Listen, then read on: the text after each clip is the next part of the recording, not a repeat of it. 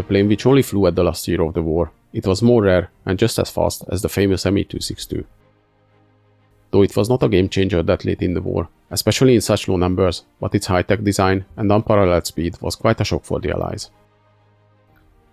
So let's see how the world's first jet-powered bomber, the Arado AR-234, was developed.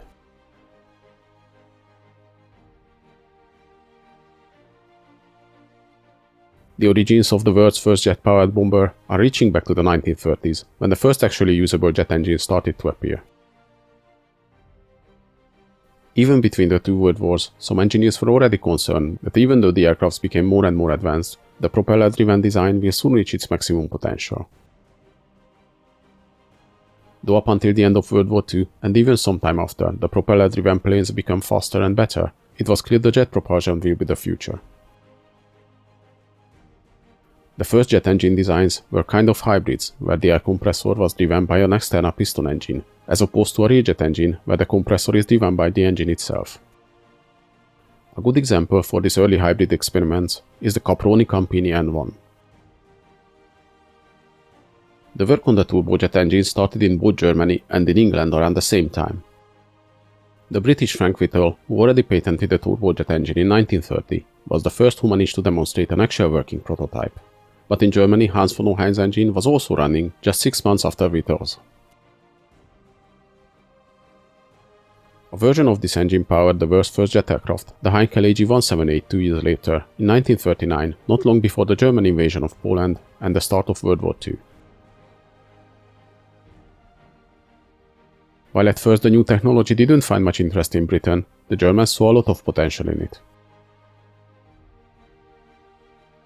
Many people think the German jet-powered aircraft were just last-effort weapons because they appeared at the end of the war, but many designs actually started before World War II and were already in advanced stages in the early 1940s. The Heinkel AG-280, which was the first jet-powered fighter plane of the world, was already built by 1940, and only delays in engine development pushed its first flight back to 1942. Or the first operational jet fighter, the Me-262, which was in development since 1939 and already made test flights in 1942.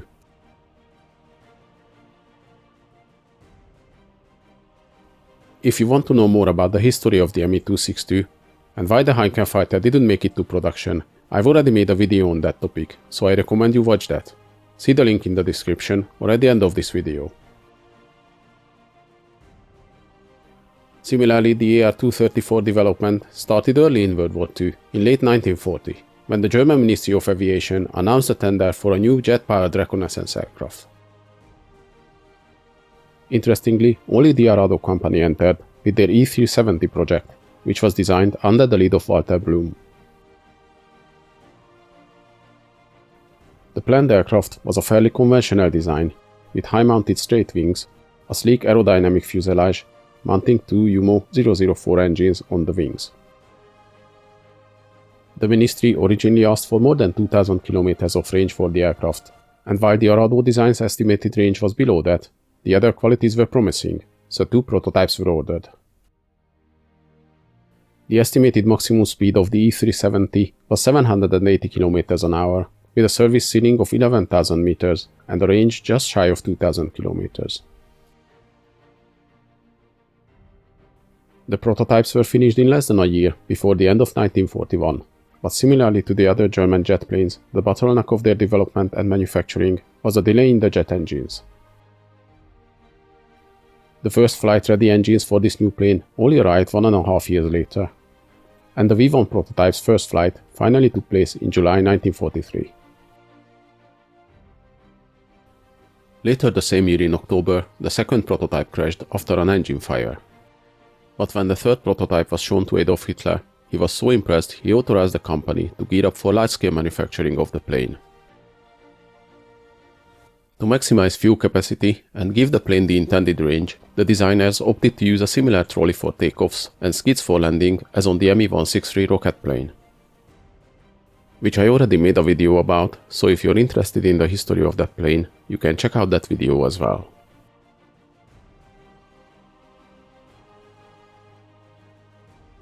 The trolley used for takeoffs was attached to the skids on the aircraft, so the pilot could steer it.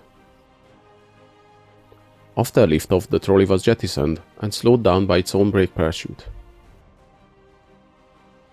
The first 5 prototypes were built with this setup. The plan was to use the trolley for takeoffs, and for landings have skids under the fuselage and the engine nacelles. The landings usually went smoothly with the skids, but the pilot had no way of steering or braking after touchdown.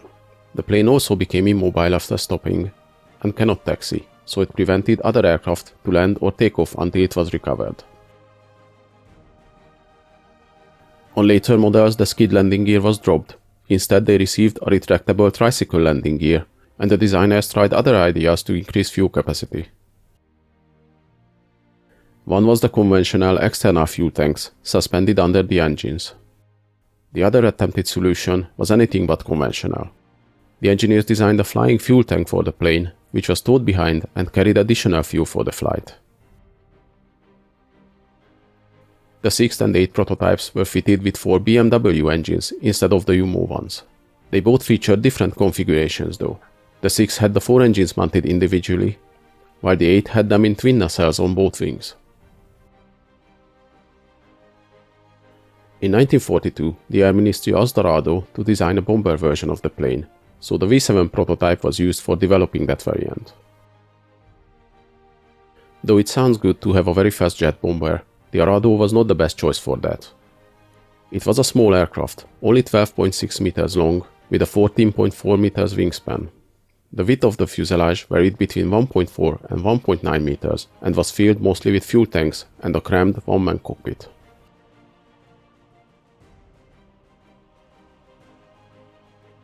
The V9 and V10 were the prototypes for the AR-234B, the bomber version, and the first ones to feature the final retractable landing gear setup.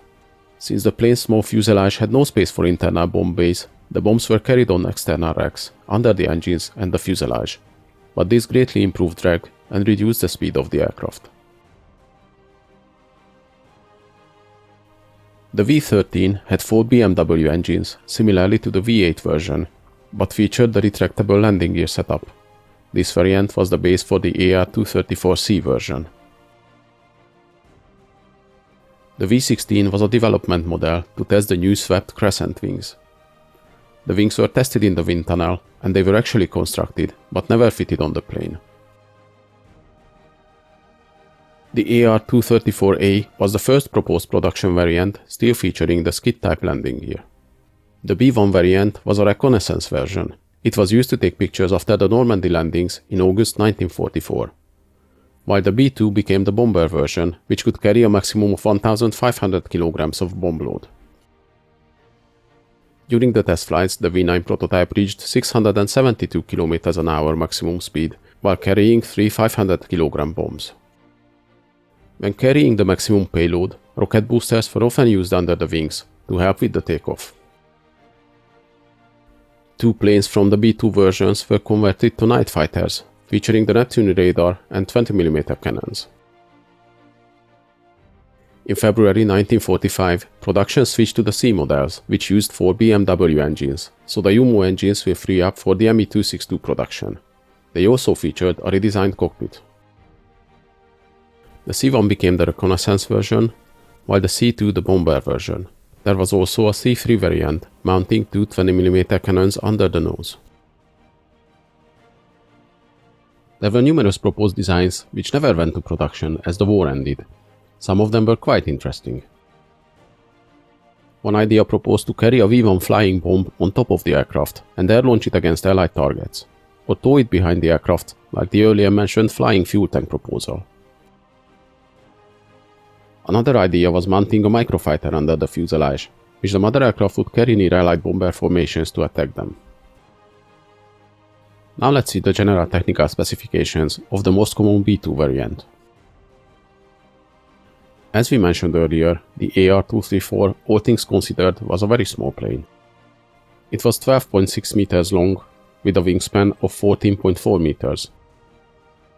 It was powered by 2 UMO 004 turbojet engines, or 4 BMW engines on the C variants. The plane could reach a maximum speed of 742 km an hour at 6,000 meters. and had a cruise speed of 700 km an hour. The later C variant was even faster, it could reach 870 km an hour. It had a range of 1,556 km with a full bomb load, and a service ceiling of 10,000 meters. The plane had a maximum bomb load of 1,500 kilograms. The usual loadout was either two 500 kg bombs under the engines or one 1,000 kg bomb under the fuselage. Optionally, it could carry an unpowered bomb torpedo, the BT-1400.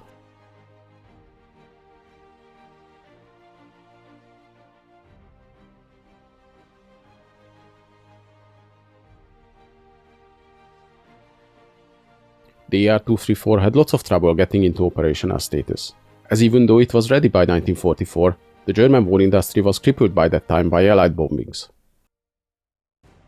The shortage of resources led to dropping quality in manufacturing, which hit especially hard the sensitive jet engines.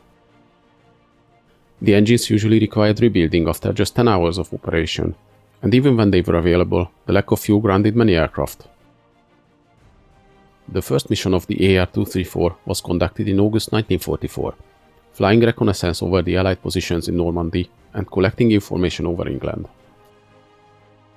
Later in that year, the B variant started to arrive to the units, and they flew bombing missions against Antwerp and Brussels.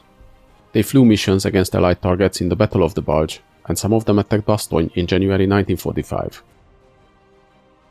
Their most numerous and famous mission was trying to bomb the Ludendorff Bridge at Remagen when the Allies captured it.